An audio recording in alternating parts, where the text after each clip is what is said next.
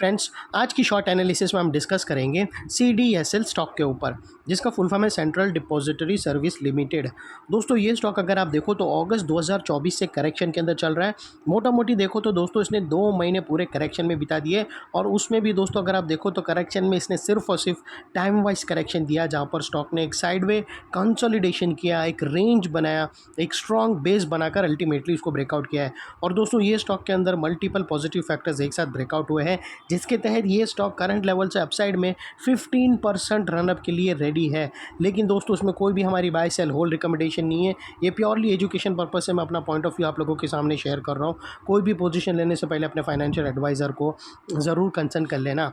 और फ्रेंड्स, आप लोग देख सकते हो कि ये वो टॉप एरिया था जहाँ से करेक्शन स्टार्ट हुआ था, और यहाँ से कुछ इस तरह से डाउनवर्ड स्लोपिंग पैरेलल चैनल थी, और स्टॉक के अंदर प्राइस वाइज करेक्शन हुआ। ये प्राइस वाइज करेक्शन सिर्फ रेंज के अंदर आया है। ओवरऑल अगर आप देखो तो इसने सिर्फ टाइम वाइज करेक्शन के अंदर रेंज बनाया, और रेंज के अंदर ये प्राइस वाइज करेक्शन आया, और यहाँ पर कुछ लोअर लोज भी हिट हुए। फ्रेंड्स, अगर आप देखो तो फर्स्ट लोअर लोज यहाँ पर हिट हुआ, सेकंड लोअर लोज यहाँ हिट हुआ, और थर्ड लोअर लोज यहाँ हिट हुआ। और जैसे ही दोस्तों ये downward sloping parallel channel upside में ब्रेकआउट हुई, इसे मल्टीपल हायर हाइज को ब्रेक करके उसके अबाउ सस्टेन क्लोजिंग देकर कंफर्म कर दिया करेक्शन कंप्लीटेड। यहाँ पर 2 बड़ी चीज़ एक साथ हमें मिली फ्रेंड्स। पहले तो उसने डाउनवर्ड स्लोपिंग पैरेलल चैनल को अपसाइड में ब्रेक किया, जिसकी वजह से जो स्ट्रेट डाउनसाइड फॉल आ रहा था रेंज के अंदर प्राइस वाइज करेक्शन का, वो अल्टीमेटली रुक गया। और सेकेंडली जो लोअर लोज थे वो फर्स्ट टाइम हायर हाइज में शिफ्ट हो गए क्लोजिंग बेसिस पे, जो हमें कंफर्म करता है कि स्टॉक के अंदर बॉटम लग गई है, करेक्शन कंप्लीटेड, और ट्रेंड इसका चेंज हो चुका है। करेक्शन का ट्रेंड बाई साइड की तरफ शिफ्ट हो चुका है। अनलेस एंड अनटिल यहाँ पर कोई नया लोअर लोज ना मिले, या फिर पुराने लोअर लोज के नीचे क्लोजिंग ना मिले, तब तक हम यही मानकर चलेंगे कि यहाँ पर बॉटम लग गई है और करेक्शन कंप्लीटेड। अभी फ्रेंड्स बात कर लेते हैं यहाँ पर डाइवर्शन की। तो दोस्तों अगर मैं आप लोगों को यहाँ पर अगर आप फ्रेंड्स आप लोगों को मैं RSI डालकर दिखाऊँ या फिर MACD डालकर दिखाऊँ, तो यहाँ पर हमें clearly positive hidden diversion witness होता है। दोस्तों प्राइस एक्शन के जो लोअर लो स्विंग है अगर आप देखो तो अपसाइड में टिल्ट हुए हैं यहाँ से, और वही दोस्तों अगर आप RSI के ऑसिलेशन देखो तो वो आप लोगों को डाउन साइड की तरफ टिल्ट होते हुए दिखेंगे। ये डाउन साइड पर टिल्ट हुआ है, और ये अपसाइड में, और यहाँ से हमें ब्रेकआउट मिला है जो एक अपसाइड मोमेंटम पंप कर सकता है स्टॉक के अंदर। और अल्टीमेटली दोस्तों बात कर लेते हैं यहाँ पर चार्ट पैटर्न की।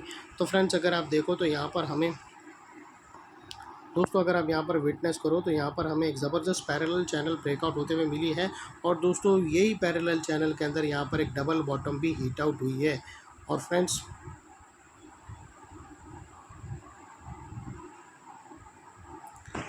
इसकी जो नेकलाइन है पैरेलल चैनल की वो तकरीबन यहाँ पर आती है, और ये यहाँ पर भी दोस्तों ये पैरेलल चैनल के अंदर इनसाइड एक डबल बॉटम भी हीट आउट हुई है, जिसके थ्रू एक पैरेलल चैनल की नेकलाइन ब्रेक हुई है। और दोस्तों ब्रेकआउट यानी ये एग्जैक्टली ब्रेकआउट पे अबाउ क्लोजिंग नहीं हुई है, उसका जो हाई है वो ब्रेकआउट पे हिट हुआ है। सो वो लिहाज से दोस्तों अगर आप देखो तो हमें एग्जैक्टली क्लियर ब्रेकआउट चाहिए, हमें एक और कैंडल चाहिए क्लोजिंग अबाउ 1615। और दोस्तों यहाँ पर हम 2 नेकलाइन वाली स्ट्रेटेजी लेके चलेंगे हमारे सेफ गार्ड के लिए, क्योंकि वहाँ पर एक रेजिस्टेंस भी बैठा है। तो दोस्तों अगर आप देखो तो यहाँ पर हमें एक्चुअली एक ग्रीन कैंडल क्लोजिंग चाहिए अबाउ 1663। ये जो फर्स्ट ऊपर वाली ग्रीन वाली नेकलाइन, येलो वाली नेकलाइन है, उसके ऊपर हमें क्लोजिंग चाहिए 1665 के ऊपर, राउंड फिगर लेकर चल रहा हूँ। तो जैसे हमें दोस्तों ये दोनों नेकलाइन के ऊपर सक्सेसफुली ग्रीन कैंडल क्लोजिंग मिल जाएंगी, तो उसके बाद दोस्तों ये पैरेलल चैनल एक्टिव हो जाएगी और अपसाइड ट्रेड करने के लिए। और ये जो इनसाइड रेंज है दोस्तों ये तकरीबन 15% की है, और जैसे ही दोनों नेकलाइन ब्रेकआउट होने के बाद अपसाइड सस्टेन मूव स्टार्ट करेगा तो स्टॉक यहाँ से 15% तक अपसाइड रनअप देगा। और वो लिहाज से दोस्तों स्टॉक का जो अगला टारगेट निकल कर आता है वो 1835 का आता है। 1835 जो तकरीबन दोस्तों अगर आप देखो तो 15% होता है नेकलाइन से। सॉरी फ्रेंड्स, मैं इसको यहाँ पर एग्जैक्टली 1835 कर दूँ, जस्ट बेयर विथ मी।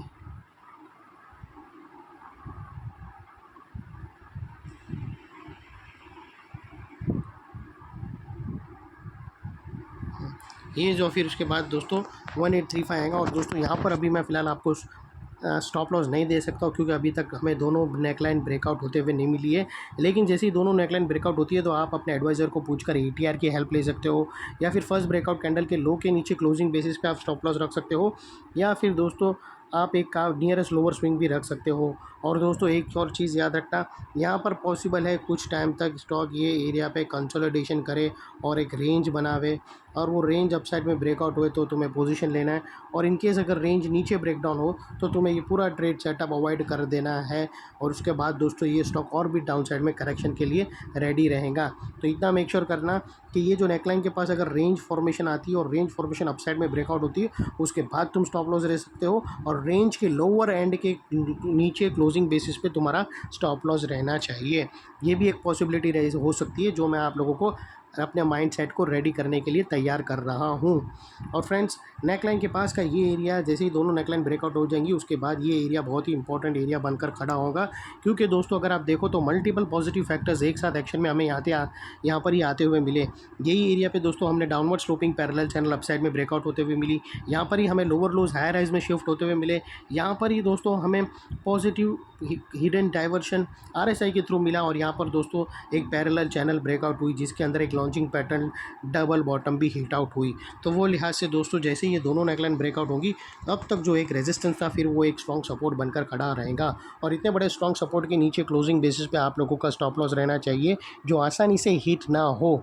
और बाय एनी चांस अगर क्लोजिंग बेसिस पे हिट हो जाता है तो दोस्तों नो इफ नो बट सीधा स्टॉप लॉस देकर ट्रेड को वाइंड अप कर देना चाहिए। ये थी हमारी शॉर्ट एंड स्वीट एनालिसिस। अच्छी लगी तो प्लीज़ चैनल को लाइक शेयर सब्सक्राइब ज़रूर करना। Thank you. जय हिंद।